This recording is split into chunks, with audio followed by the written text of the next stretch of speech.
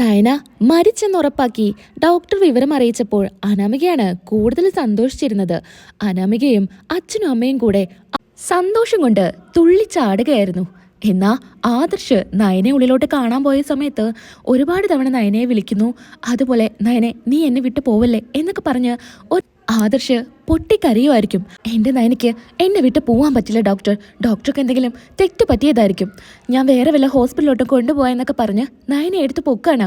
എന്നാ ഡോക്ടർ പറയുന്നുണ്ട്, നിങ്ങളിനി എങ്ങോട്ട് കൊണ്ടുപോയാലും നയനെ ഇനി ജീവിതത്തിലോട്ട് കൊണ്ടുവരാൻ സാധിക്കില്ല.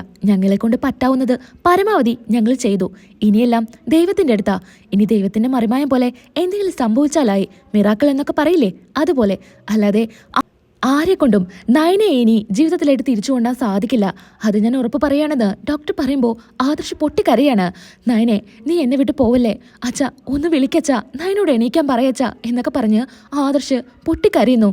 എന്നാ അനാമിക അമ്മയുടെ അടുത്ത് പറയുന്നുണ്ട്, അമ്മേ ഇനിയെങ്ങാനും അവള് തിരിച്ചു വരും അമ്മേ. എവിടുന്ന് വരാൻ, മരിച്ച ആരെങ്കിലും തിരിച്ചു വന്നതായിട്ട് നിനക്ക് വല്ല അറിവുണ്ടോ? നീ ഒന്നും മിണ്ടാതിരിക്കുക, അവള് മരിച്ചുപോയി. ഇനിയിപ്പോ നമുക്കാ അനന്തപുരിയിലെ എല്ലാ അവകാശങ്ങളും. മോളെ അച്ഛന്റെ കടം മറക്കണ്ട, അച്ഛന് ഒരുപാട് കടങ്ങളുണ്ട്, എല്ലാം നിന്നിലാ പ്രതീക്ഷ. അമ്മേ നയന പോയില്ലേ, ഇനിയിപ്പോ ആ വീടിന്റെ ഭരണം മൊത്തം ഞാൻ തന്നെയായിരിക്കും. അമ്മ എന്തിനാ പേടിക്കുന്നേ, എല്ലാറ്റിനും ഞാനില്ലേ എന്നൊക്കെ പറഞ്ഞ് സന്തോഷത്തോടെ നിൽക്കായിരിക്കും അനാമികയും രേവതിയും ഒക്കെ. എന്നാ ആദർശ് പൊട്ടിക്കരഞ്ഞുകൊണ്ട് നയനെ എങ്ങനെ വിളിക്കുകയാണ്.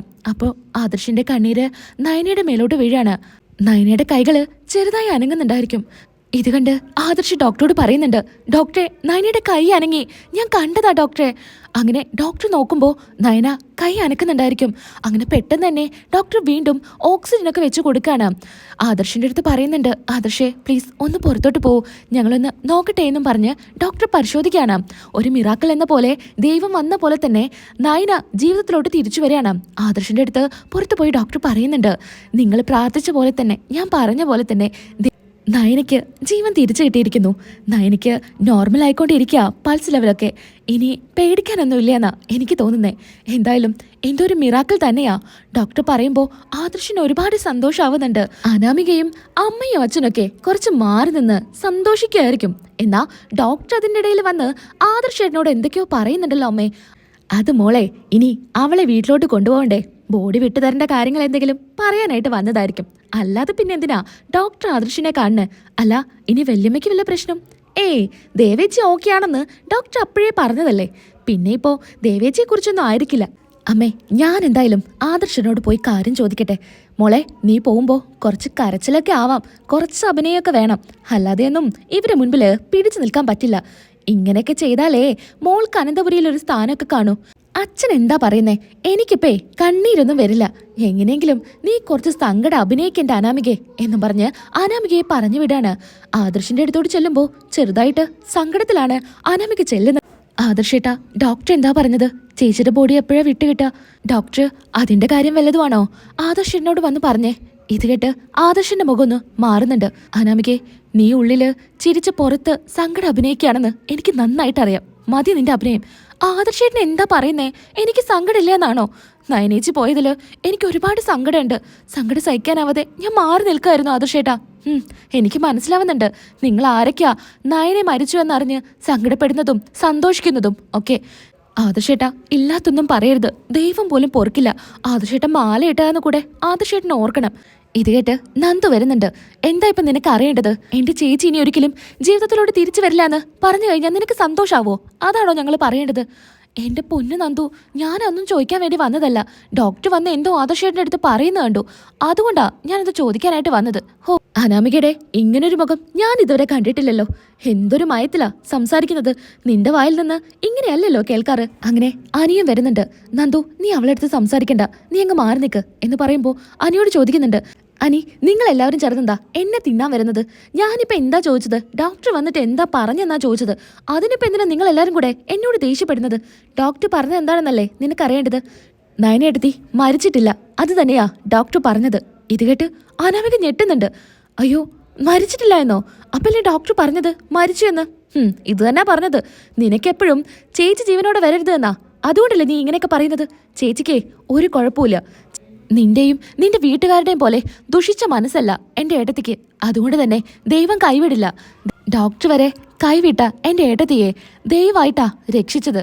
ഇനി എൻ്റെ ഏട്ടത്തിക്ക് ഒരു കുഴപ്പവും ഉണ്ടായിരിക്കില്ല. ഇത് കേട്ട് അനാമിക ഒന്നും മിണ്ടുന്നില്ല. എന്താ ഇപ്പൊ നിനക്കൊന്നും പറയാനില്ലേ? നിന്റെ മുഖത്ത് സന്തോഷമൊന്നും കാണുന്നില്ലല്ലോ എന്ന് ആദർശ് ചോദിക്കാണ്. എൻ്റെ മുഖത്ത് സന്തോഷമൊക്കെ ഉണ്ട്. പെട്ടെന്ന് കേട്ടപ്പോൾ ഞാനൊന്ന് ഷോക്കായതാ. എന്നാ നീ ഷോക്ക് മാറാനായിട്ട് കുറച്ചു നേരം റെസ്റ്റ് എടുക്കെന്നും പറഞ്ഞ് അനി അങ്ങ് പറഞ്ഞു വിടാണ്. എന്നാ ആദർശ് അനിയുടെ അടുത്ത് പറയുന്നുണ്ട്, അനി നയന മരിച്ചെന്ന് ഡോക്ടർ വന്ന് പറഞ്ഞപ്പോൾ എല്ലാവരും ഷോക്കിലായിരുന്നു. എന്നാ അനാമികയുടെയും അവളുടെ അച്ഛൻ്റെയും അമ്മയുടെയും മുഖത്ത് ഞാൻ സന്തോഷം കണ്ടു. അതുകൊണ്ടാണ് ഞാൻ അവളുടെ അടുത്ത് ഇങ്ങനെയൊക്കെ സംസാരിച്ചത്. നിനക്കെൻ്റെ അടുത്ത് ദേഷ്യമൊന്നും വേണ്ട. ഏട്ടാ ഞാനും ശ്രദ്ധിച്ചതാ. അവൾക്ക് ഏട്ടത്തി പോയെന്ന് കേട്ടപ്പോൾ വല്ലാത്ത സന്തോഷമായിരുന്നു. പിന്നെ നമ്മുടെ മുൻപിൽ ഇങ്ങനെ അഭിനയിക്കുമ്പോൾ എങ്ങനെയാ മിണ്ടാതിരിക്കുക? അതുകൊണ്ട് തന്നെയാ ഞാനും പ്രതികരിച്ചത്. എന്തായാലും ഏട്ടത്തിക്ക് കുഴപ്പമൊന്നുമില്ലല്ലേ ഏട്ടാ? അതുകൊണ്ട് ഏട്ടൻ ഇനി ടെൻഷൻ അടിക്കണ്ട. അല്ല അമ്മയെ ഏട്ടൻ കയറി കണ്ടോ? ഇല്ല, ഞാൻ കണ്ടിട്ടില്ല. അച്ഛൻ കയറി കണ്ടു എന്നാ പറഞ്ഞത്. അമ്മയ്ക്കും ഒരുപാട് മാറ്റങ്ങൾ സംഭവിച്ചിട്ടുണ്ട്. നയനയുടെ കണ്ടീഷൻ മോശമാണെന്ന് അറിഞ്ഞപ്പോൾ തന്നെ ഡോക്ടർ എല്ലാ സത്യങ്ങളും അമ്മയോട് പറഞ്ഞെന്നാ പറഞ്ഞത്. അങ്ങനെ അമ്മയ്ക്കും ഇപ്പോൾ ഒരുപാട് കുറ്റബോധം തോന്നുന്നുണ്ടെന്നൊക്കെ അച്ഛൻ എൻ്റെ അടുത്ത് പറഞ്ഞു. എന്നെ കാണണമെന്നും അമ്മ പറഞ്ഞിരുന്നു. ഞാനൊന്ന് പോയിട്ട് അമ്മയെ കണ്ടിട്ട് വരാമെന്നും പറഞ്ഞ് ആദർശ് പോകുന്നുണ്ട്. അനാമികയ്ക്ക് നയന മരിച്ചിട്ടില്ല എന്നറിഞ്ഞത് വല്ലാത്തൊരു ഷോക്കായിരിക്കും. അനാമികയോട് രേവതി ചോദിക്കുന്നുണ്ട്, മോളെ അവളുടെ ബോഡി എപ്പോഴാത്രേ കിട്ടുക? നമുക്ക് നേരെ അനന്തപുരിയിലോട്ട് പോയാലോ? അതോ ഇനി അവളുടെ വീട്ടിലോട്ടാണോ കൊണ്ടുവരുന്നേ? നീ എന്തെങ്കിലും ചോദിച്ചോ? മോളെ അനാമികേ പറ, നീ എന്താ ഒന്നും മിണ്ടാത്തേ? വേണുവേട്ടാ ഇവളെന്താ എങ്ങനെ നിൽക്കുന്നേ? അനാമികേ നീ എന്താ ഒന്നും മിണ്ടാത്തേ എന്ന് വേണു ഉറക്കെ ചോദിക്കാണ്. അച്ഛാ അവള് മരിച്ചിട്ടില്ല അച്ഛാ, അവള് ജീവനോടെ വന്നു. ജീവനോടെ വരെ? നിനക്കെന്താടി ഭ്രാന്ത് പിടിച്ചോ? വെറുതെ പിച്ചും പിഴിയും പറയല്ലേ. അല്ല അച്ഛാ, അവള് ജീവനോടെ വന്നു. അവൾക്കൊരു കുഴപ്പമില്ലെന്നാ ഡോക്ടർ വന്ന് പറഞ്ഞത്. നീ എന്താ മോളെ പറയുന്നേ? അവള് മരിച്ചു എന്ന് ഡോക്ടർ തന്നെയല്ലേ എല്ലാവരോടും വന്ന് പറഞ്ഞത്. പിന്നെ എങ്ങനാ അവള് ജീവനോടെ വരുന്നേ? അവളെ മുറിച്ച മുറി കൂടുന്ന ജാതിയാ. അതുകൊണ്ടല്ലേ അവള് തിരിച്ചു വന്നത്. മോളെ നീ കേട്ടതിന്റെ വല്ല കുഴപ്പമായിരിക്കും. നീ ഒന്നും കൂടെ പോയി ചോദിക്ക്. എന്നാലേ അച്ഛൻ തന്നെ അങ്ങ് പോയി ചോദിക്ക്. എന്നിട്ടേ അവരെ വാലിരിക്കുന്ന മൊത്തം കേട്ടിട്ട് വാ. ഞാനിപ്പോ കേട്ടിട്ടാ വരുന്നത്. അവരെന്നെ നാണം കെടുത്തി. അതൊക്കെ ഞാൻ സഹിച്ചു. എന്നാലും അവള് ജീവനോടെ തിരിച്ചു വന്നോന്ന് ഓർക്കുമ്പോ എനിക്ക് സഹിക്കാൻ പറ്റുന്നില്ല അച്ഛാ. ഞാൻ ഈ കുറച്ചു നേരം കൊണ്ട് എന്തൊക്കെ സ്വപ്നം കണ്ടെന്നറിയോ അച്ഛന്? മോളെ സത്യല്ലേ പറയുന്നേ? അച്ഛാ ഞാൻ സത്യം പറയുന്നേ. അവള് ജീവനോടെ വന്നു. ഇനി സംശയം ഉണ്ടെങ്കിൽ അച്ഛൻ കയറി പോയി ചോദിക്ക്. അമ്മേ എനിക്ക് സഹിക്കാൻ പറ്റുന്നില്ല. എന്താ ഇനിയിപ്പോൾ ചെയ്യാ? എന്ത് ചെയ്യാനാ മോളെ? അവളെ അങ്ങ് കൊന്നാലോ? കൊല്ലാനോ? നീ എന്തൊക്കെയാ പറയുന്നേ? വിഷം കൊടുത്തതിൻ്റെ എന്നെ ഇതുവരെ പ്രശ്നങ്ങളൊന്നും തീർന്നിട്ടില്ല. ഇനി നമ്മളാണ് പാലിൽ വിഷം കലർത്തിയെന്ന് അറിഞ്ഞാൽ നമ്മൾ പോയി ജയിലിൽ കിടക്കേണ്ടി വരും. അതിൻ്റെ ഇടയിലാ അവളൊരു കൊല്ലല്. നീ എന്തെങ്കിലും പറഞ്ഞാൽ അത് ചെയ്യാനായിട്ട് നടക്കുന്ന നിന്റെ ഒരു അച്ഛനും. ഇനി ഇതിൻ്റെ പേരിൽ നിങ്ങൾ രണ്ടുപേരും അവളെ കൊല്ലാനൊന്നും നടക്കണ്ട. അവള് പറഞ്ഞത് ശരിയല്ലേ? ഇവളിങ്ങനെ ജീവനോടെ ഇരുന്നാ നമ്മുടെ മോൾക്കാ അതിൻ്റെ പ്രശ്നം. ഈ സമയത്താണെങ്കിൽ ഹോസ്പിറ്റലിൽ വെച്ച് തന്നെ അവളുടെ കാര്യത്തിൽ ഒരു തീരുമാനം എടുക്കാം. ഇങ്ങനെ വയ്യാത്ത സ്ഥിതിക്ക് എന്തെങ്കിലും ചെറുതായിട്ട് എന്തെങ്കിലും സംഭവിച്ചാലും എല്ലാവരും കരുതുക, ഇതുകൊണ്ട് തന്നെ ആയിരിക്കും എന്നാ. ഇത് നമുക്ക് പറ്റിയ അവസരാ. ഇരു ചെവി അറിയാതെ അവളെ അങ്ങ് കൊന്നുകളയാം. അച്ഛൻ്റെ അടുത്ത് പറ്റിയ ആൾക്കാരുണ്ട്.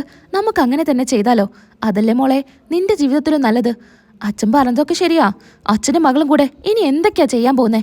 ഇതൊന്നും വേണ്ട വേണുവേട്ടാ. നിങ്ങളിങ്ങനെ അതും ഇതൊക്കെ ചെയ്ത് ജയിലിൽ പോയി കിടക്കേണ്ടി വരും.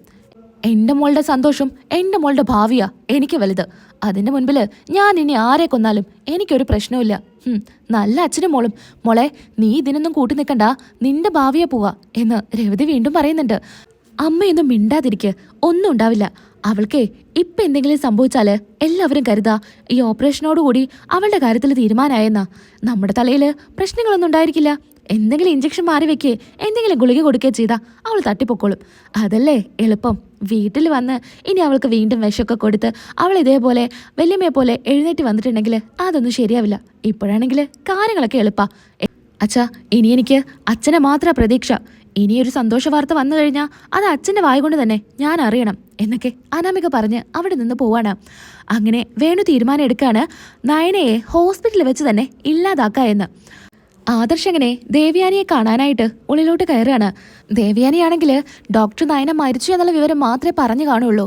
എന്നാൽ ജീവിതത്തിലേക്ക് തിരിച്ചു വന്ന കാര്യം ദേവയാനി അറിഞ്ഞു കാണില്ല. അങ്ങനെ ആദർശിൻ്റെ അടുത്ത് ദേവയാനി പറയുന്നുണ്ട്, മോനെ നീ വിഷമിക്കണ്ട. അമ്മ നിന്നെയും നയനയെയും ഒരുപാട് ബുദ്ധിമുട്ടിച്ചിട്ടുണ്ട്. എന്തൊക്കെ കാര്യം കൊണ്ടാ നിന്നെയും അവളെയും ഞാൻ ഉപദ്രവിച്ചിട്ടുള്ളത്. എന്നാ അതിനൊക്കെ ദൈവം എനിക്ക് ശിക്ഷ തന്നതാ ഇപ്പം ഇത്. എന്നാ എൻ്റെ ജീവൻ രക്ഷിക്കാനാ അവളെ ജീവൻ അവൾ കളഞ്ഞത്. അത് ഓർക്കുമ്പോഴാ എനിക്ക് സഹിക്കാൻ പറ്റാത്ത. അവളെ എനിക്ക് അവസാനമായിട്ട് ഒന്ന് കാണാൻ കൂടെ പറ്റിയില്ലല്ലോ ആദർശേ. നിനക്കെന്നോട് ദേഷ്യമുണ്ടോ? നീ എന്താ ഒന്നും മിണ്ടാൻ നിൽക്കുന്നേ? അങ്ങനെ ആദർശ് പറയുന്നുണ്ട്. അമ്മയ്ക്ക് അവളെ കാണണോ? അമ്മയെ കാണാനായിട്ട് ഒരുപാട് തവണ അവൾ ഹോസ്പിറ്റലിൻ്റെ വെളിയിൽ നിന്നതായിരുന്നു. പക്ഷേ അമ്മ തന്നെയാ പറഞ്ഞ് അവളെ കാണണ്ടായെന്ന്. പലതവണ അവൾ എന്നോടത്ത് പറഞ്ഞു, അമ്മയോടൊന്ന് പറഞ്ഞു നോക്ക്, എനിക്കൊന്ന് കാണാൻ പറ്റുമോ എന്ന്. പക്ഷേ അമ്മ സമ്മതിച്ചില്ല. എന്നാൽ ഇപ്പം അമ്മ തന്നെ പറയുന്നു അവളെ കാണണമെന്ന്. മോൻ്റെ സങ്കടം എനിക്ക് മനസ്സിലാവും. സങ്കടപ്പെടണ്ട. എനിക്കൊരു സങ്കടമില്ല അമ്മേ. അമ്മ എന്താ അറിഞ്ഞത്?